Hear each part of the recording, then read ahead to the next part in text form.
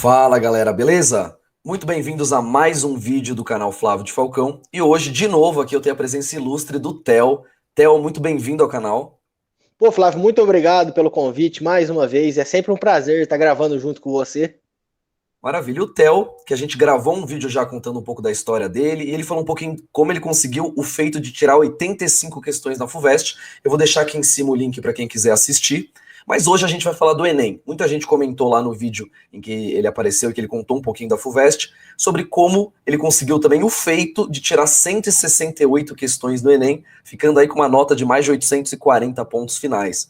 Então acho que vou deixar a palavra com o Theo para ele contar um pouquinho qual foi o segredo aí, o que você fez para conseguir essa nota. Mas antes, né, por favor, gente, conteúdo de qualidade, vamos se inscrever no canal, ativar as notificações e dar o like, porque realmente aí hoje o Theo vai dar as dicas que realmente são muito boas, muito legais para conseguir ter um bom desempenho no Enem. Beleza? Agora deixa a palavra com o Theo para trazer aí como é que foi essa preparação para o Enem. Fala, Flávio, ó, muito obrigado aí pela apresentação. E, pô, você tá puxando muita sardinha pro meu lado, porque você também não acertou nada menos do que 168 por aí também, né? Não, mas isso daí você tirou agora, né? O Enem vem ficando mais difícil com o tempo, então realmente é um mérito absurdo as 168 questões. E tô curioso aí para saber, acho que o pessoal também tá bem curioso para saber como é que foi que você conseguiu esse feito. Cara, já que você falou que o Enem tá mudando, eu acho que é interessante a gente começar a falar por aí. A gente vê que de 2009 para cá, o Enem tem uma tendência de construir um modelo de prova muito específico. A gente vê que em 2009 a prova era muito interpretativa, né? Aí a partir daí ela foi caminhando em ser uma prova realmente mais difícil um pouquinho, ter mais conteúdo, trazer a interpretação associada com conteúdo e ser realmente um grande método de entrada nas faculdades do Brasil, que é hoje. Mas o que eu percebo que é muito característico dessa prova é o modelo Enem, que é muito específico e muito diferente dos outros vestibulares. Tem gente que fala, o Enem é interpretação, o Enem é interpretação, inclusive muitos professores falam isso. E não é verdade. O Enem tem muita interpretação, mas não é só interpretação. Fazendo a prova, eu vejo que tem muitas questões que você depende demais de conteúdo e que se você não tiver o conteúdo para associar com essa interpretação, não dá para chegar na resposta, ou você demora 10, 15 minutos para resolver a questão, tentando achar cada detalhezinho ali do texto. Exato. Que é uma coisa que a gente não tem, porque o Enem é uma prova extensíssima. São 90 questões com um textão. Eu falo que é quase como ler um livro, né? Você senta lá, começa na página 1 e termina ali na página 60 e Exato. resolveu 90 bíblias. E você acredita que eu fiz até uma. Eu fiz a conta, eu peguei a prova do Enem, contei o número de palavras, tem um programa que ele faz isso. O Enem ele tem cerca de 25 mil palavras no total. Se você for colocar isso em perspectiva, isso é mais ou menos metade de um livro. Você pegar o Great Gatsby, por exemplo, o Grande Gatsby, né, que é um livro famoso, ele tem 50 mil palavras. Então, durante 5 horas ali, nas duas provas, né, você está lendo um romance, praticamente metade de um romance. Cara, pois é, a gente não só tem que ler metade de um livro, como a gente tem que resolver questões disso. Então, por isso que eu falo que só interpretação não é suficiente. Mas se a gente for pelo outro lado também, até pelo modelo dos vestibulares mais tradicionais, que a gente fica muito preso no estudo do conteúdo, a gente também vai estar pecando, porque você vai estudar ali, por exemplo, a ecologia, talvez o assunto que mais cai de biologia na prova do Enem. Você vai ver ecologia na sua apostila, você vai estudar, vai assistir aula daquilo, vai fazer questão, e você vai chegar lá no Enem e não vai ter nada daquilo nas questões de ecologia. Eu lembro do Enem 2019, uma questão que me marcou muito, ela falava dos efeitos ambientais da extração da brita no meio ambiente. Tipo, que apostila, que professor fala sobre extração de brita no meio ambiente, né? Nenhum, realmente. Absolutamente nenhum. Então isso é uma coisa que a gente tem que se acostumar com o modelo da prova, que é, tudo bem, eu vou chegar lá e vai cair coisa que eu não estudei. Só que essas matérias não necessariamente precisavam do estudo do efeito ambiental da extração da brita para ser acertada. Você sempre tem que associar um conhecimento prévio que você já tem, fazer uma relação com outra coisa de ecologia que você estudou, com aquela interpretação do modelo específico. Isso é uma coisa muito interessante. Você ia falar alguma coisa? Cortei? Não, eu só ia comentar que eu lembrei de uma questão também que caiu em 2019, que falava sobre o projeto RIM, era o Kidney Project. E ele falava assim: o Kidney Project tem o objetivo de substituir o rim, e perguntava o que esse robozinho, esse rim biônico vai fazer. Eu lembro que a primeira alternativa era remoção da ureia. às vezes você nem sabe muito bem sobre o rim, você não estudou tanto, mas remoção da ureia parece muito lógico, né? Do tipo, meu, o que que tem? Tipo, o que que é a urina no fim das contas? É a ureia. Então, remoção da ureia faz parte do rim. Assim, você precisa ter estudado isso? Não precisa ter estudado necessariamente. Às vezes, com um pouco de contexto, um pouco de pensamento, analisando as outras alternativas, você consegue resolver. Não adianta você ter estudado, às vezes, tudo sobre rins, que você, às vezes, pode ficar até um pouco em dúvida. Então, acho que tem muito a ver o que você falou. É uma interpretação, mas é uma interpretação associativa com conhecimento de mundo, né? E esse conhecimento de mundo vem também do estudo para o vestibular, mas pode vir de você ler, pode vir de você estar antenado nas notícias. Eu acho que é uma coisa bem interdisciplinar, né?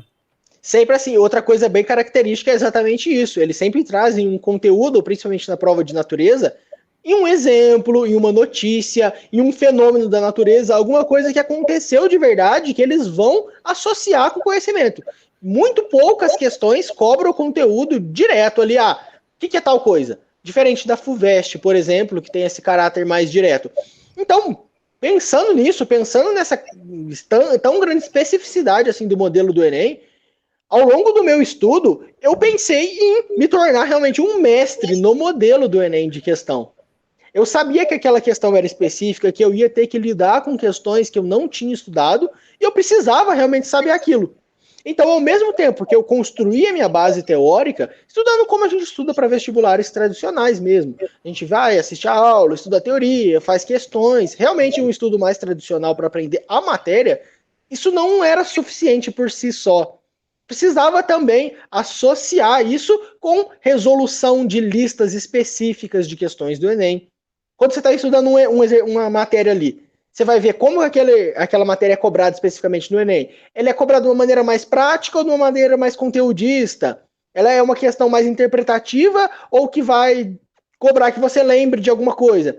Então, entender essas peculiaridades do Enem foi uma das coisas que foi uma virada de chave que me fez sair de um nível que eu estava ali acertando ó, 120, 130 questões, que eu comecei a caminhar em direção ao aumento dos acertos mesmo. Consegui fazer em cada prova de cada dia ali 65, 70, 75, chegar nos 80. No caso da prova do segundo dia, que eu consegui chegar em 89 acertos, foi realmente um trabalho progressivo.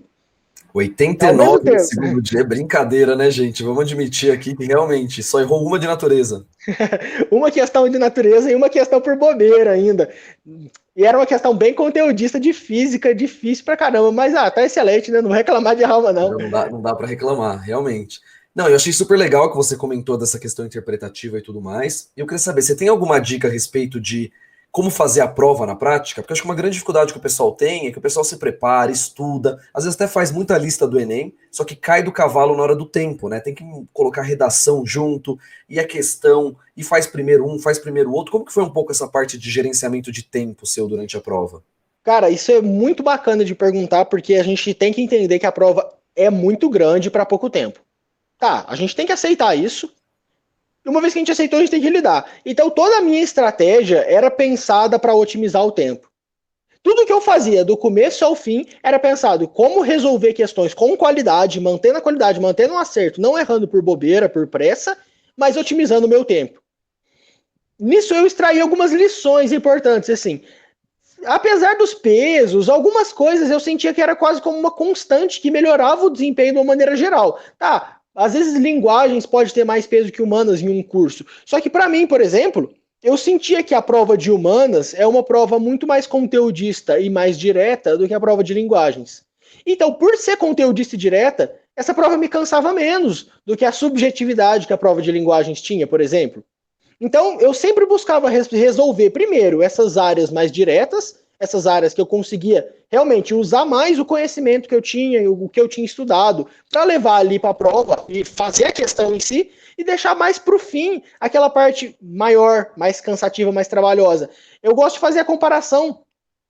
A mais absurda é entre natureza e matemática, porque natureza para mim é muito mais conteudista do que a matemática do Enem, né? Matemática do Enem eles cobram geralmente uma matemática básica exaustivamente grande, porque você tem que fazer 25 contas de multiplicação e 3 de divisão em um mesmo exercício.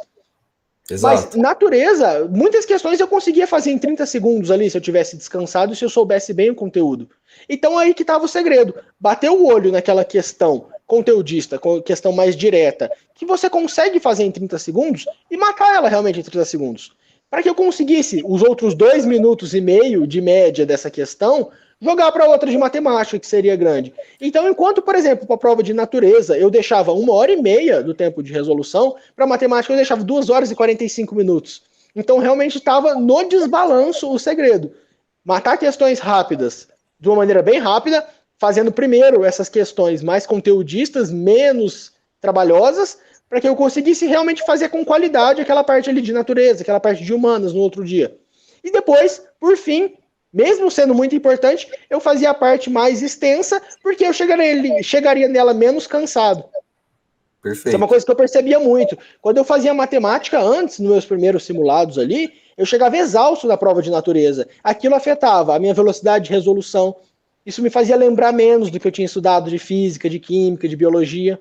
Me fazia acertar menos as questões conteudistas, simplesmente por cansaço mesmo. E às vezes eu não conseguia acabar a prova.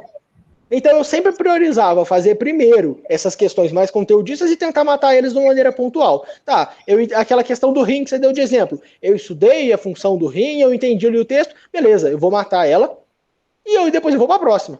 E vou para a próxima.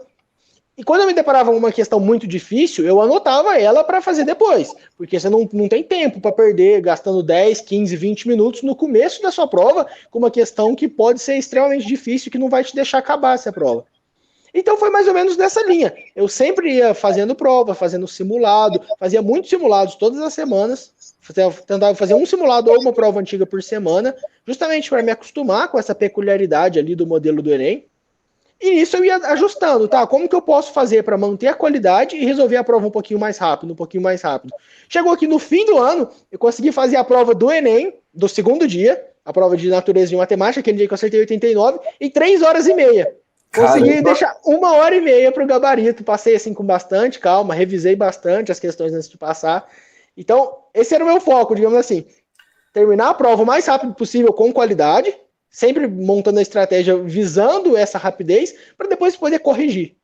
Cara, 89 em 3 horas e meia, acho que é a coisa mais eficiente que eu já vi na minha vida. Você quase gabaritou a prova usando aí 60, um pouco mais de 60% do tempo. Então, realmente, você conseguiu uma coisa sensacional. Acho que vale muito ouvir os conselhos do Theo, porque eu acho que ele conseguiu realmente uma coisa fantástica de eficiência, né? Eu gosto muito de falar aqui, você não precisa necessariamente resolver a prova em 3 horas e meia, mas se você consegue, é muito bom. Quer dizer que você tem uma margem para que se tudo der errado, ainda assim você vai conseguir ter uma boa pontuação, né? E uma coisa interessante que você falou, Theo, é sobre resolver as questões em 30 segundos, né?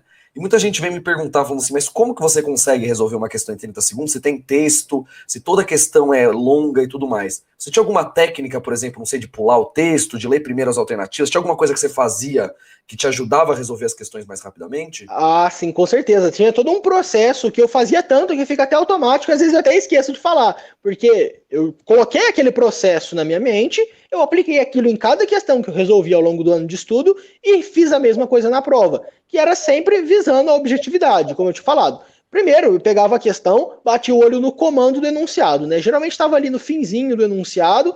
O que o exercício quer de mim?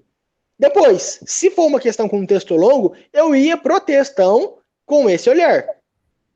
Aí eu li o texto sempre com uma caneta na mão para grifar, para circular os dados importantes, porque depois eu não precisaria reler de novo para ver aquele dado. Então eu ia lá de maneira objetiva, procurando o que o comando do enunciado me mandava, ia grifando, ia circulando. Quando eu acabava o enunciado, lia de novo esse comando para ter certeza que eu não ia cair em bobeira. Isso é um erro muito comum. Quando eu estava ali no final da minha preparação, eu fazia 85, 87 nos simulados, e o que eu errava eu via que era bobeira, sabe? Às vezes o exercício pedia o menor, eu marcava o maior em questão de matemática. Sim. Por isso que eu criei esse hábito de voltar sempre ali no comando, porque o tamanho da prova, a pressa, faz a gente errar muito por cansaço, errar muito por bobeira. Perfeito. Então eu sempre prestava bastante atenção no comando e ia para as alternativas. E nas alternativas sempre por exclusão, né? Nunca parava, a alternativa A é a certa, abandonava as outras. Mesmo que fosse uma lida rápida, anulava a B, a C, a D e a E. Porque o Enem é complicado, né? O Enem, ele principalmente em linguagens em humanas, eu lembro muito isso da minha época. Os cursinhos se confundiam e ficavam entre duas. Assim, o cursinho, depois, quando não tinha o gabarito oficial, falava, eu acho que pode ser A, mas pode ser D, porque a prova é um pouco confusa.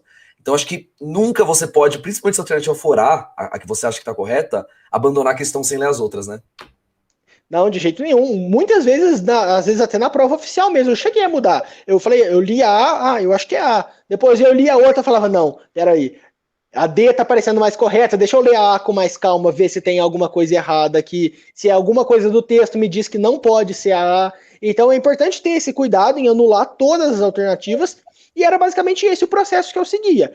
As questões com texto maior, naturalmente a gente vai demorar um pouco mais para resolver, mas tinha algumas bem diretas, bem conteudistas, e que o texto não era tão grande. Então, fazendo esse processo, dava para matar ali naqueles 30 segundos. E era mais ou menos essa técnica, eu conseguia, em algumas questões, ganhar um bom tempo, e isso dava aquela calma, aquela naturalidade em resolver uma questão maior zona, principalmente de matemática, sem aquela pressa de tentar, nossa, preciso fazer isso em 3 minutos, senão não vai dar tempo. Então, Perfeito. era sempre jogar com o tempo, assim, mantendo esse padrão de resolução, né? Prestando muita atenção no comando, porque o texto das questões é muito grande. Não dá para você ler o texto primeiro para ler o comando e depois ter que ler o texto de novo procurando o que é importante. Exatamente. Até isso é uma coisa que eu fazia muito também, e depois que eu comecei que assim, no ano que eu fiz o vestibular, eu devo ter resolvido umas 20 mil questões no total. Assim, você também deve ter resolvido próximo disso, que era coisa assim, 100 questões por dia. Era muita questão, eu focava quase todo o meu estudo nisso. Chegou um ponto que eu às vezes li o comando da questão e li as alternativas, eu já sabia qual era a certa, sem ler o texto. Tipo, eu já sabia mais ou menos o que o examinador tinha pensado. Então, acho que é muito legal esse olhar de você olhar primeiro o comando, até às vezes olhar as alternativas, que às vezes o texto é inútil. O Enem adora colocar texto de notícia, de blog, só para contextualizar, só para não ficar vazia. O Enem não vai nunca te perguntar assim, qual é a capital da Noruega, sabe? Nunca vai ter um negócio assim direto. Vai ser sempre uma coisa torta, em que no fim ele vai te perguntar alguma coisa direta ou não. Então, acho que com o tempo, a intuição faz você às vezes acertar uma questão em 10 segundos. Você lê o comando, lê a alternativa, você fala, é essa, e depois você volta também para conferir, mas você já garantiu, pelo menos, que provavelmente você acertou aquela questão, né? Cara, isso que você falou de intuição é exatamente a próxima coisa que eu iria falar. Como eu falei, o Enem é uma prova específica. Só que ela é uma prova muito grande, ela é muito importante para o contexto nacional do país. Por isso que existe uma matriz muito rígida de elaboração das questões. Provavelmente você já ouviu falar, com certeza o Flávio já ouviu, quem está assistindo talvez, sobre as competências, as habilidades de cada questão. É bobagem Exato. decorar isso. Claro que eu não peguei aquilo para ler. Só que fazendo milhares de questões, fazendo, sei lá, todas as provas antigas do Enem, fica muito claro para você, fica intuitivo quando uma questão é de tal matriz, de tal competência e habilidade, que é parecida com aquela outra que você resolveu. Então começa a ficar muito automático quando você tem essa prática. Falar, ah, tá, essa questão aqui é bem parecida com aquela outra que eu resolvi. Eu nem preciso Exato. acabar de ler. Eu sei que é uma questão que está falando sobre a arte no espaço público e a resposta, então, vai ser alguma coisa falada de espaços não convencionais de manifestação artística, por exemplo. Sempre tinha uma questão dessa na prova de Exato. linguagens. Matemática sempre tinha uma que era aquela da média, que você pegava, tipo, que teve uma que era o time de basquete, tem 1,80 e você tira o cara de 1,80 e põe o de 1,90 m. O que acontece com a média? Todo ano cai uma questão mais ou menos igual a essa também. Todo ano, é exatamente isso, exatamente. É fazer as questões para entender quais são as questões modelo, quais são as competências e as habilidades, não na parte teórica de saber o que significa cada uma, mas na prática, de você reconhecer em uma questão aquela competência, aquela habilidade que você viu naquela outra questão que você resolveu. E quando você faz isso, fica muito natural. Isso ajudava muito a ter mais facilidade com o tempo. Porque, como eu sabia das milhares de questões do Enem que eu já tinha resolvido, qual que era a resposta daquela questão quando tinha aquela competência e habilidade específica, eu tinha segurança de que eu podia marcar, por exemplo, naquela questão de arte, de manifestação em espaços artísticos não convencionais. Então, isso me dava aquela possibilidade de falar, ah, tá, 30 segundos, vou marcar essa alternativa e vou para a próxima, sem ficar pensando, ai, será que é mesmo? Porque eu fiz tanta questão que a resposta Exato. era isso, que eu sabia que podia ser. Exato. E até interessante que, assim, eu fiz o vestibular faz 7 anos. Às vezes eu pego algumas questões para fazer uma live, fazer um vídeo e tudo mais. Eu gosto muito de usar questões do Enem. E a maior parte eu não resolvi, né? São questões mais recentes, às vezes 2020 mesmo. Eu lembro que ontem eu estava fazendo isso, eu olhei uma questão, eu consegui resolver a questão tipo, em 10 segundos. Tipo, eu olhei a questão e falei, é essa. Não porque eu sou gênio nem nada, é só porque eu já tinha visto tantas questões parecidas que ficou meio que tatuado no meu cérebro isso, que nunca mais vai sair. Do tipo, cara, questões desse tipo, com certeza a resposta é essa aqui, a B. como você falou aí, manifestação de não sei o que lá, espaço público. Você já sabe até a palavra que o Enem vai usar, e é interessante isso. Então, acho que faz super sentido essa parte da intuição, muito legal. Theo, cara, eu acho que você deu dicas sensacionais, eu digo aqui pro pessoal que tá assistindo, é riquíssimo esse conteúdo. O Theo, ele se especializou em Enem, né, então ele tem uma super experiência. Eu queria saber se você tem alguma mensagem final pro pessoal, realmente pro pessoal que tá agora na reta final do Enem realmente, às vezes está nervoso, às vezes está querendo alguma dica mais da parte até de motivação. Se você tem alguma coisa para falar para essas pessoas, antes eu só queria falar que a gente gravou um vídeo também no canal do Theo, falando um pouco sobre FUVEST, então se vocês tiverem interesse eu vou deixar o link aqui na descrição, e lá também vocês podem se inscrever no canal do Theo, que é conteúdo super de qualidade, ele faz, assim, tudo que vocês viram aqui, vai ter lá com muito mais detalhe, então vale a pena conferir. Mas, Theo, mensagem final então aí pro pessoal, depois dessas dicas valiosas. Cara, uma coisa que eu gosto de usar como uma analogia para explicar um pouco do estudo para o Enem, para dar um pouquinho mais de sentido, e que eu acho que é muito importante que às vezes as pessoas subestimam um pouco. Eu gosto de tratar o Enem como se fosse uma casa.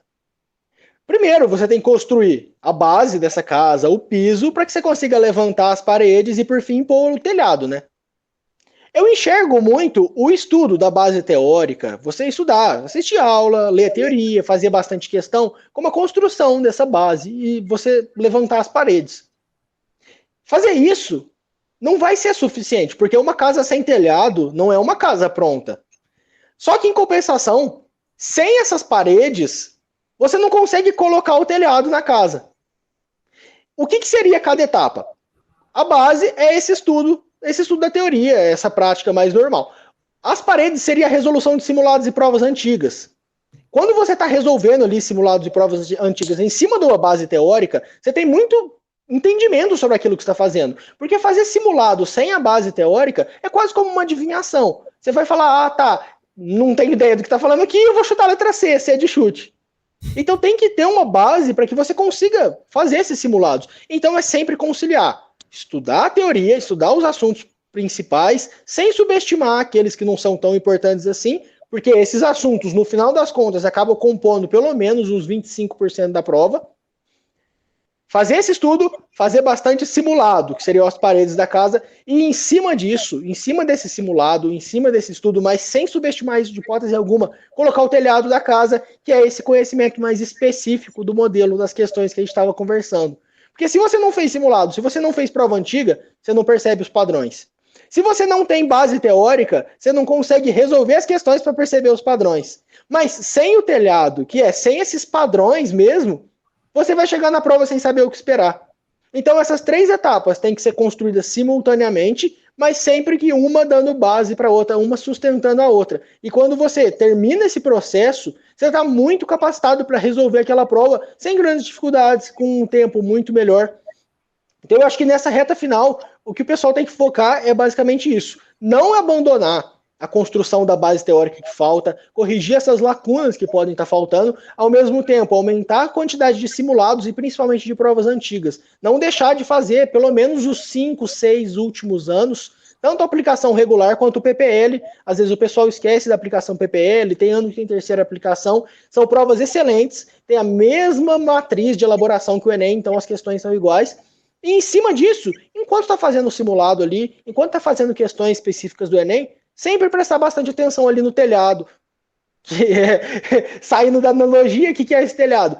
É justamente o modelo, é aquelas questões que sempre se repetem, é você entender como que a interpretação de texto vai estar colocada ali naquela questão. Porque quando você fecha tudo isso, realmente não tem para onde fugir. Vira uma receitinha de bolo aquela prova, que é uma receita um pouco estranha, a caligrafia não é muito clara. Mas com um pouquinho de trabalho, dá para entender muito bem, e aquilo fica padrão, fica batido. Maravilha. Gente, depois dessa aula realmente aqui, gostei muito desse esquema da casa, eu acho que faz super sentido, não tem como você fazer uma casa sem nenhuma dessas partes, não tem como você estudar sem ter um pouco de base, sem fazer os simulados, depois realmente conseguir chegar no ponto de a intuição ter sentido, né? Então, novamente, agradeço muito a presença de você, a sua presença aqui super bacana, acho que mais uma vez o pessoal vai gostar bastante do vídeo. Reitero aqui que tem o vídeo que a gente gravou no canal do Theo sobre a FUVEST na descrição, né? Vou deixar aqui o primeiro link da descrição e lá vocês podem também acompanhar o canal do Theo. Você tem um Instagram também, né, Theo? Tenho. O Instagram é olastrooficial, o arroba A gente é bastante ativo lá, inclusive, sempre abre caixinha de pergunta. Mas, Perfeito. pô, Flávio, ó, obrigado demais pelo espaço, obrigado demais pelo convite, me trazer aqui no canal para falar um pouquinho do Enem. Eu gosto muito do seu canal, gosto muito de você, admiro muito o seu trabalho e olha, o que você me convidar, eu tô aceitando. Valeu demais.